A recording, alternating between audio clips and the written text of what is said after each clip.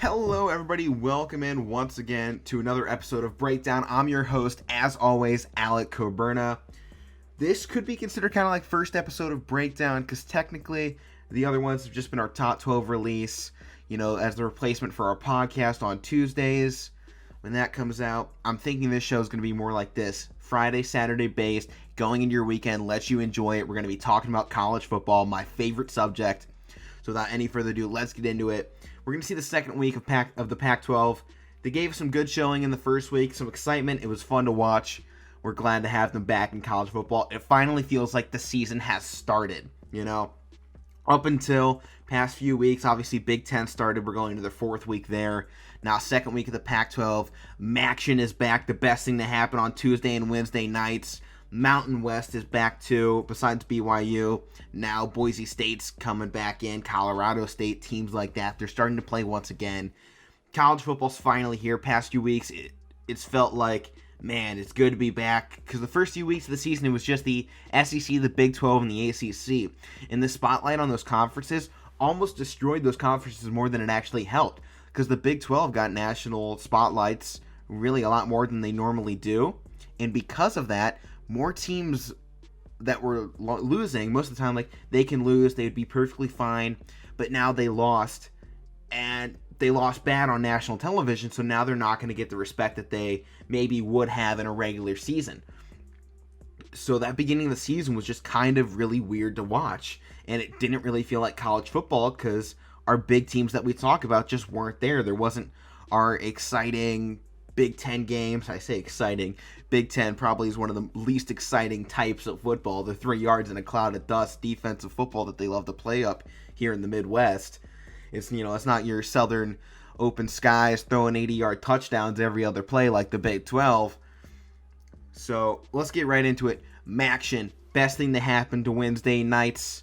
I am so glad to have it back. They have given us an exciting week so far. Probably highlight of the week has to come from the Western Michigan game. I'm sure you've all seen the clip. If you haven't, Western Michigan beat Toledo on a game-winning fake spike with 19 seconds left. They got an onside recovery that gave them great field position. They got down the field quickly. And then with 19 seconds left, they go to line up just for a spike. The defense, one of the corners comes closer to the line, leaving a wide receiver open all the way on down by the left sideline. Quarterback really didn't even have to spike it. He could have just thrown it up and it would have worked the exact same. But because of their movement, he runs up to the line, fakes, spikes it, then throws a beautiful ball perfectly on the money right into the end zone. Western Michigan won that ball game in dramatic fashion. Fantastic finish, and that's what Maction's all about, and it's back now. We're so glad to have it back in college football. They may not always be the best games, the most exciting. They don't have your NFL players in them. But at the same time, it gives you something to go to during the week. A game's probably going to be exciting at some point. We normally see a lot of points. And just to prove that, Kent State, after winning their first bowl game last year, kicked off the season with a 62-24 win over Bowling Green. Kent State's looking like they're finally going to maybe start pulling their own weight inside of the MAC. We know they're not all the way. They're not top tier yet.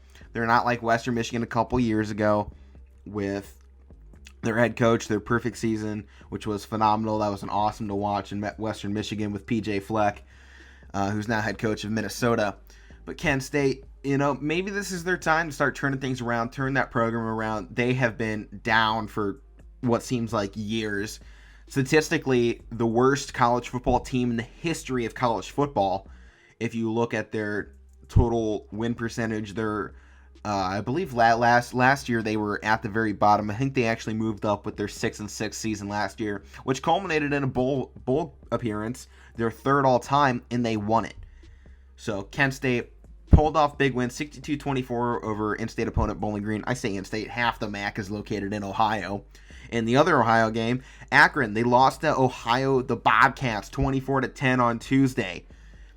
It wasn't the closest game. It wasn't all that exciting. It's a pretty low-scoring game for the MAC.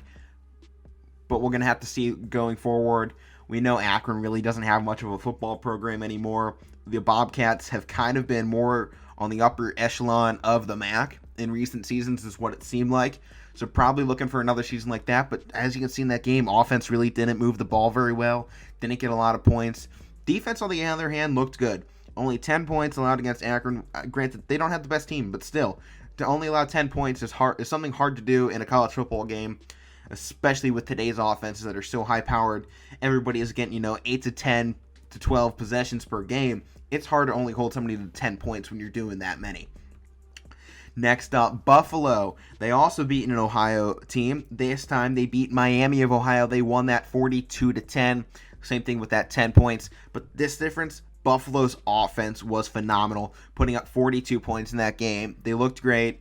We're really excited to see what this MAC conference does going forward. Make sure to keep tuning in for those Tuesday and Wednesday night games. You may forget about it, but I guarantee you, if you turn it on, you're going to see something special. These teams will leave you wanting more, and they're really going to get you excited to go into those Saturday games where, you have your top guys playing. Central Michigan beat Northern Illinois. Kind of a shocker. They won that one 40 to 10. So defense is really kind of pulling their weight in the MAC this week. Not something you always see. Northern Illinois is normally one of those kind of silent powerhouses that you don't really ever hear about, but they're always there in the end. Normally around 8-4 at the end of the season, 8-4, 9-3. They're gonna be in that MAC championship game normally. They're kind of a sneaky team. Apparently not this year. Central Michigan absolutely routed them. Not even close. Then on Wednesday, Ball State and Eastern Michigan gave us a good one as well. Ball State came up with that victory 38-31. Eastern Michigan with that gray field down there. A little bit weird to watch. But it was a pretty good game. I thoroughly enjoyed it. Then the Mountain West. This one's exciting. Everyone's talking about Zach Wilson and the BYU team. Zach Wilson coming up for Heisman, sitting in 5th place right now.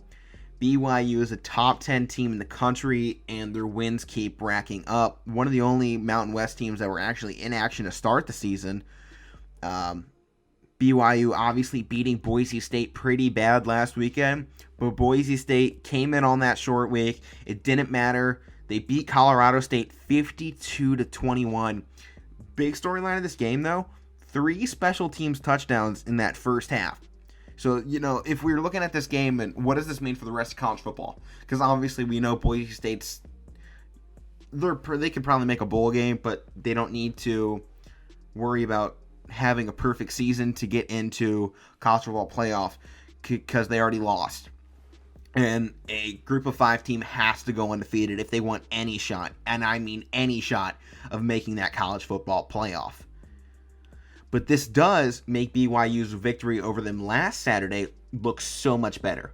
BYU handled Boise State in that game, and everybody was talking about, this Boise State team sucks, they're beat up, they're injured, whatnot. Everyone's going to start criticizing when you have a group of 5 team that wins. It's just what happens at the global landscape that we're in right now with college football. But now Boise State going in next week, 52-21, that starts making that BYU win look all that much better. And what BYU can really hope for right now is that Boise State continues to win. Because at the time, BYU, when they took on Boise State, Boise was ranked inside of the top 25. So that gives them a top 25 victory. And that's only going to start looking better if Boise State can then jump back into the top 25 if they continue to win in this fashion. And that's only going to help BYU. In reality, it's going to help the group of 5. We haven't seen a group of 5 team into the college football playoff yet, even though we've had UCF go undefeated. Cincinnati's looked good. They also have a chance this year. And now BYU is coming in with a chance of their own to make a shot, make a run. They can do it. They have the players. Obviously, Zach Wilson, a Heisman candidate at the moment, putting up phenomenal numbers. We're excited to see what the Mountain West can provide for us and really for the nation. This is a massive season that I don't think most people realize because of how crazy it is and how different this is compared to all of our other seasons. We really have a chance to see something we've never seen before. And if the Mountain West, a group of 5 team, can get a playoff spot, it'd be the first time a group of 5 team can make the playoffs. We saw Boise State back in the BCS era. They did it. They made the national championship. This is completely different. With BYU's case, they have to be voted in. BCS was statistics. It was a number. They got in based on numbers. They had a great season. I'm not discrediting anything that happened. This is completely different, though, because right now, this committee has shown that they don't want these group of 5 teams, that they don't think they're good enough.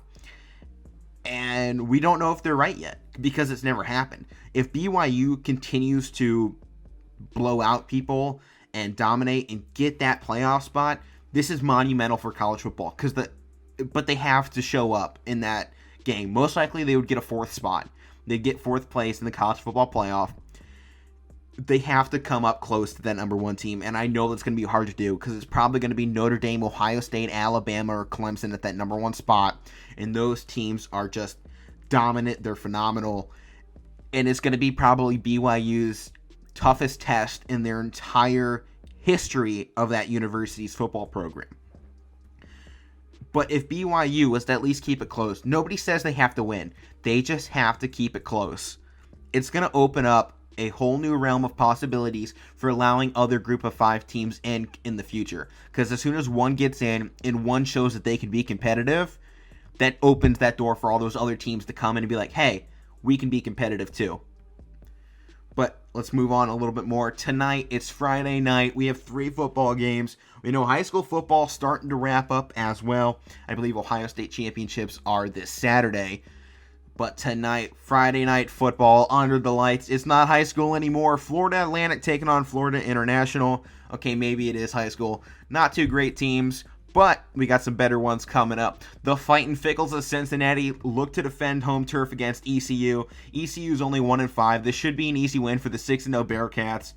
But they have to end this one early. They can't allow themselves to get caught in a trap game like we've seen with other top teams over the past few years. Ohio State, I'm looking at you. You know what I'm talking about. They lost to Iowa. They lost to Purdue. We know teams can kind of start looking ahead in the schedule, start getting cocky. Oh, we're 6-0. We're facing a 1-5 team. This is easy. We're not going to go out and put our 110% effort on the field. And then you get caught in the moment. ECU comes down the field with a big touchdown, and all of a sudden the Fightin' Fickles are down 7-0 to start the game, and you start getting inside your own head, right? You start kind of wondering, oh man, how did that happen? Then, you keep going in the game, and, you're still not giving it all because it's ECU. We should win this, right? Well, now a pick 6, ECU now leads 14-0. And then you go, oh, wait a minute. What's happening here? Fightin' Fickles, and they march down the field 14-7. Yeah, that's right. This is our stadium. But then ECU, they already got the momentum, right? So then they drive down the field 21-7. Then you're looking at a halftime score going in 21-7, 28-7, 28-10, something like that. And the ECU team has come out of nowhere and shocked Cincinnati. Obviously, second half at that point, Luke Fickell's a great head coach. He's going to go in there. He's going to inspire his guys. But still, taking a deficit into halftime, one, doesn't look good for their college football playoff resume. They have to end this early. They have to go in there, and instead of letting ECU take an early advantage because they're underplaying them, they have to go in there, play to the level we know that they can play at, and then dominate. They have to show up this game. They need to win this game. I'd say 52-10. 52-10 would be the perfect victory for them. That's what they need this game to look like. That's what they want this game to look like. This is a statement victory right now. This is the chance to load up your stats, make your numbers look more impressive, and show to the world that we're not going to get caught up, with some 1-5 team that we should beat easily. You have to show them that you can beat them easily, and that's what you're going to do. Obviously, we've seen Cincinnati do that this season. I don't think ECU is going to pull off anything massive here, but that's something to look out for. Now we're going into games of the weekend. We had some big games canceled. Alabama and LSU. Obviously, we know Alabama is probably going to pull out the victory, but anytime we have top 10 teams games getting canceled, it's something to start talking about. Alabama, LSU, now Alabama coming off is going to have back-to-back bye weeks going into next week. We'll have to see how that affects them. Giving a good team like this back-to-back weeks to rest up, that is dangerous. Then we have Georgia at Mizzou. Obviously, we know Georgia most likely out of any college football playoff considerations. SEC championship is no longer in their own hands. They lost to Florida. Florida controls Georgia's destiny right now when it comes to the SEC championship game. If Florida continues to win out, they take that, no problem. Georgia, on the other hand, they need Florida State to start slipping up if they want any shot at this. Next one, this one came in kind of as a shock. Ohio State and Maryland's game was also canceled. Maryland University now under new restrictions and a lot of issues due to the COVID-19 virus.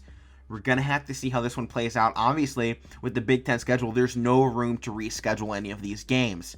And especially with Ohio State, because a lot of teams, much like the SEC, are just scheduling it for that December 19th SEC championship week. But obviously, Ohio State can't do that because they're looking to be in that SEC championship. The SEC, they're going to, obviously, I think Big Ten's probably going to do this as well. They're going to have some of those other teams just play that last week along with the Big Ten championship. But for a team like Ohio State, this is going to go from an 8-game season. Now you're down to 7 games. You don't have this time to not be able to play in these games because it's just going to hurt you. This was going to be a big week for them. And it was really going to be kind of a test for Maryland as well. Talia Tagovailoa, the younger brother of Tua, everybody knows the story. He's looked really good in his last 2 games. Maybe this isn't the Maryland team we were all expecting. I certainly wasn't expecting them to play it nearly as well as they have. But it was going to be a test for Maryland, and frankly, it was going to be kind of a test for Ohio State's defense. They let up a lot of points against Rutgers, who, granted, threw out just about every trick play in their playbook to try and, make that game close against Ohio State. They obviously couldn't get it done, and Ohio State pulled out the victory. But that was just this was kind of an important game to see how good is this Ohio State team really, especially this was almost going to be a tune-up game as well as they go in for Indiana next week. A top-ranked matchup. That is the biggest game to start looking at. Ohio State, Indiana. It's probably going to decide the Big Ten, and we might see them again this later in the season at some point. Moving up, number 9, the Miami Hurricanes. I'm putting them on upset watch. They're taking on Virginia Tech. Virginia Tech's 4-3. Virginia Tech lost to, I think it was Liberty last week. This one's going to be on at noon. Miami, I like the way they look so far. Partially at the beginning of the season, I liked how they looked then. I haven't been as impressed with them in recent weeks. They still sit at number 9 in the AP polls. I believe they're a little bit lower in the Casual Sports Podcast polls. But I keep looking at this game and I'm just going, I don't know about that. Virginia Tech, with the way Miami's playing right now, they're almost playing down to their opponents. And you can't do that. It's something you really have to avoid. And I just have this feeling Virginia Tech's going to pull something up. Just keep an eye on this one. Now, next one up, Penn State searching in the cornfields for their first win as they take on Nebraska. Both teams are winless through 3 weeks of Big Ten play. This one's on at noon. Penn State 0-3. They've looked awful, dreadful, cannot get a win. Nebraska, this is what we expected. Only 2 games, they're only 0-2. One of those was a blowout to Ohio State, as one could say. Before we talk about this game any further, obviously we have to acknowledge Journey Brown, who announced his retirement to a heart condition. We wish him the best of luck with all his future endeavors and wish him to maintain in the best of health going forward as well. You always hate to see a college football player or just anyone have to end their career early due to something like that. But going into this game, this is a must-win game for Penn State. They cannot lose to Nebraska. James Franklin isn't on the hot seat because of what he's done, but a loss like this could start making his administration start looking at him like he is on the hot seat. They're not going to say, oh yeah, if he doesn't start winning, we're going to fire him, because they're not going to. He's their best coach, and what seems like he's done so much for this program ever since their last scandal. Bill O'Brien came in, gave them a little bit of hope, then he went off to the NFL. James Franklin comes in, he's taking control of this program, has gotten them big wins against Ohio State and Michigan.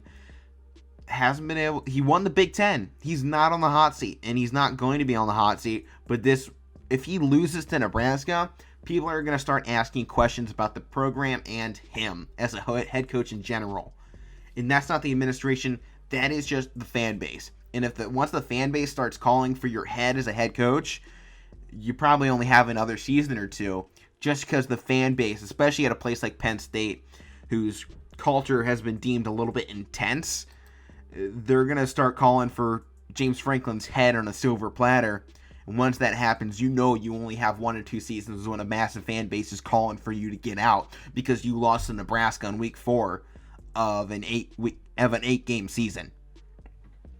Nebraska, on the other hand, Scott Frost still obviously trying to rebuild that program. They haven't looked bad. They haven't looked good, though. They have a lot of upside. Everybody know this. Obviously, their starting quarterback, Adrian Martinez, was one of Lee Corso's picks last year to win the Heisman. We know he's got skill, but he just hasn't been able to play like it. I'm not expecting Nebraska to give Penn State a hard time. We know Penn State is the better team. Most people were saying Penn State going into this season should have been undefeated at this point, besides their Ohio State loss, which I thought was personally going to be a lot closer than it ended up being. The scoreboard really didn't tell the story I thought, in that one, because Ohio State dominated and Penn State got some garbage time points in reality. But Penn State, they haven't been there this season. Nebraska hasn't been there this season. Someone's going to get their first win, and someone's going to shake up the Big Ten, the bottom of it at least. Next up, Pac-12 back in action as well. USC taking on Arizona. This is going to be Arizona's first game of the season on at 3:30. They're taking on Arizona. We get another chance to look at this Trojan team who kind of struggled last week against Arizona State. They pulled out the victory. They won it 28-27. But for a team that's ranked number 20th in the nation, we're expecting more out of them. We need to be expecting a big game here against Arizona. Obviously, Arizona, new starting quarterback this season. We're going to have to see what they can do. We're going to have to see how this offense works, how their defense can go up against USC.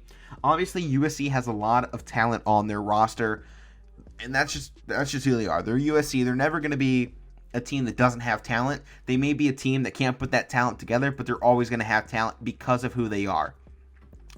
Arizona, on the other hand, they need to start putting something together here.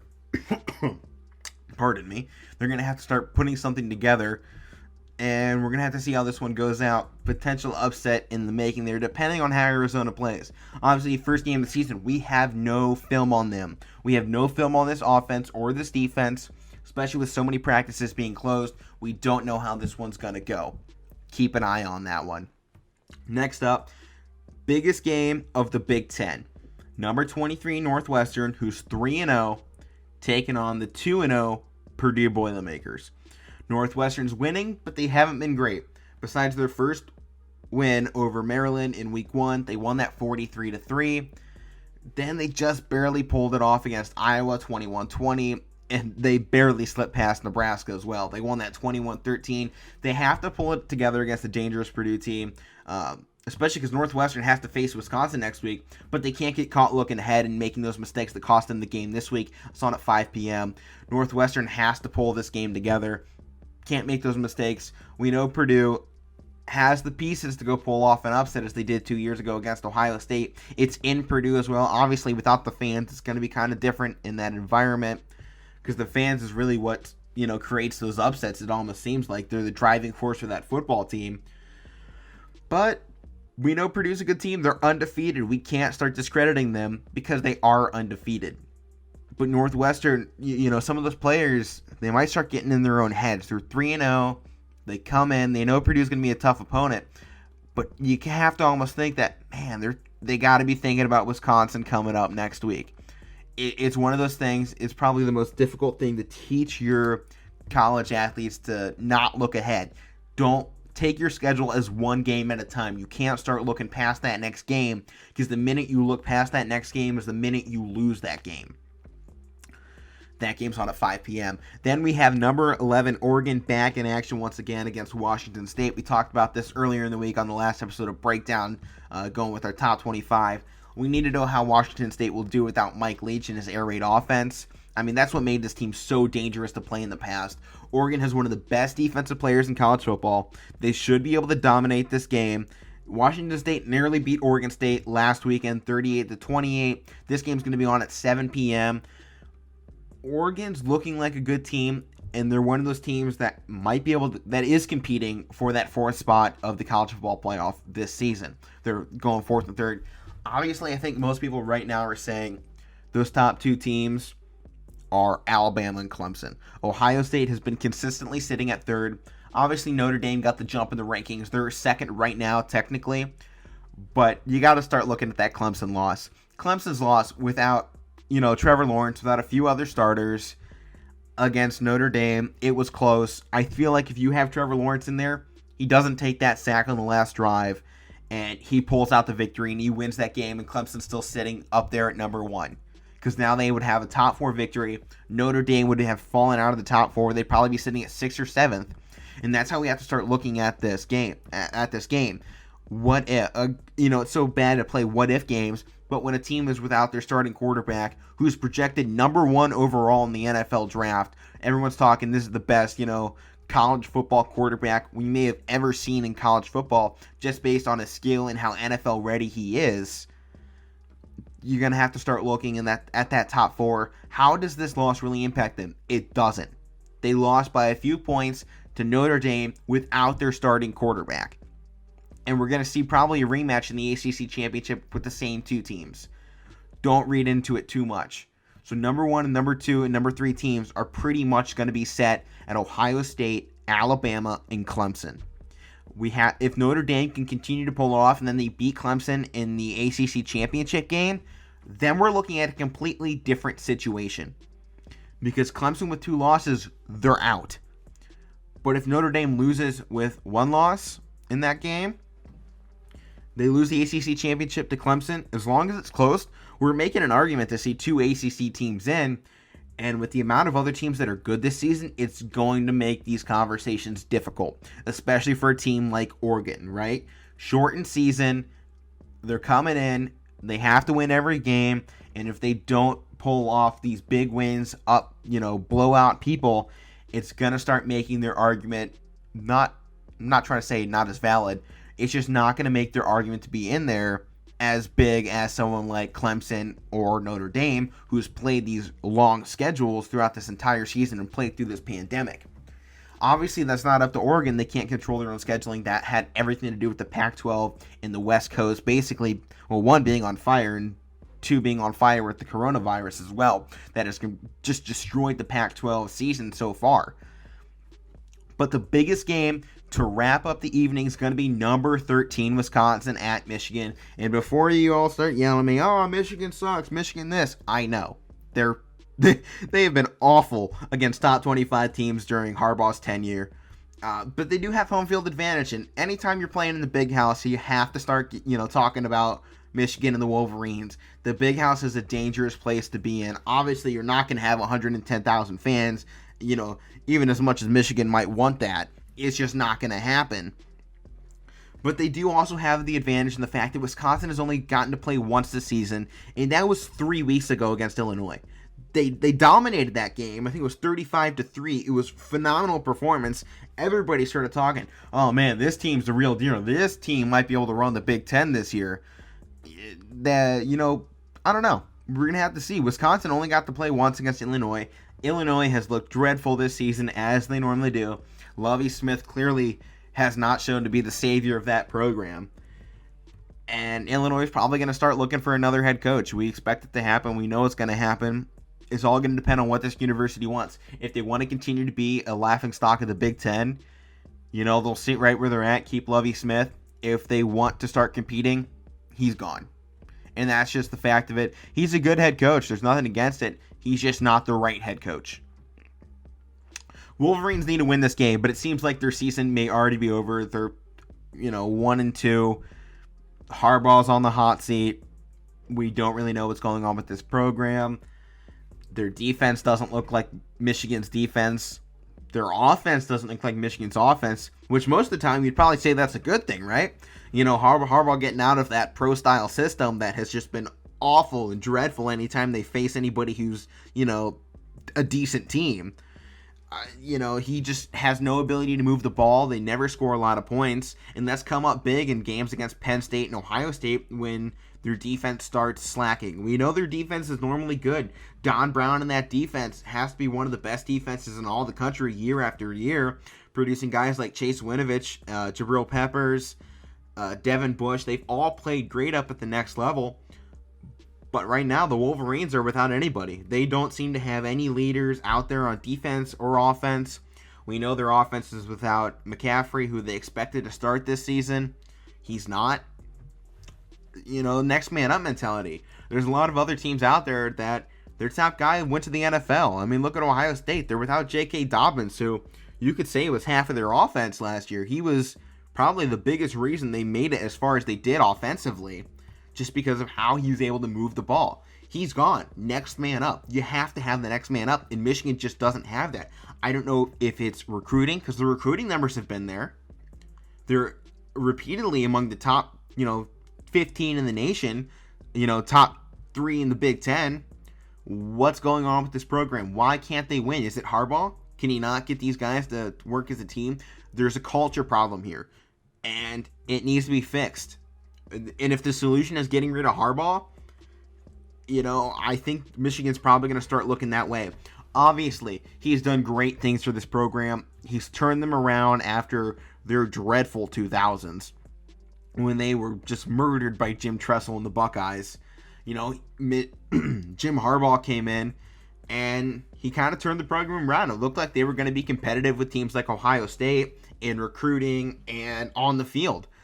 But now you go into these past 2-3 seasons, and Harbaugh is getting blown out in these big games. Harbaugh cannot get it done on the national level. He can't get it done against top 15 teams, and he can't get it done on the road. Obviously, Wisconsin looked great in that win over Illinois week 1, but that was week 1. Illinois hasn't looked great. Their young quarterback, phenomenal in that game, throwing touchdowns left and right. The defense was dominant. Look for them to come out and make this a statement victory today. Statement victory. Wisconsin wants to blow out Michigan. Michigan obviously doesn't want to let that happen. They want to be the one blowing somebody out. But in all reality, this is Wisconsin's game to lose. Wisconsin can come in here and dominate and wipe Michigan off the map, to much of Ohio's happiness. That would really make this weekend a lot better for a lot of Ohio State fans. I would imagine if Michigan just gets completely annihilated by Wisconsin, because without Ohio State playing this week, those Buckeye fans might be a little bit sad, I hope you guys all enjoyed this week of Breakdown. Obviously, 2 episodes, kind of special here for you guys. If you want to keep up with what we're saying during Friday and Saturday's games, make sure to check us out on Casual Sports Rep on Twitter. I'm going to be live tweeting all Saturday, all rest of Friday for these Friday night games. I'm going to be live tweeting the events. I'm going to be telling you what's going on. If you want to interact with us, go to Twitter, start replying, start commenting, liking, retweeting, get interaction with us. I am so happy to respond to your guys' comments, even if, you destroy me every now and then, Sometimes you guys might know a little bit more once we get into the nitty-gritty with a few teams here and there. But I hope you guys all enjoyed this weekend. Make sure to check us out on Twitter in order to go along with the games with us. It should be an exciting weekend of college football. Not too many big games, but more important games, perhaps, for the Big Ten, for the Pac-12. And I'm Alek Koberna of Casual Sports Report. We'll see you all next time.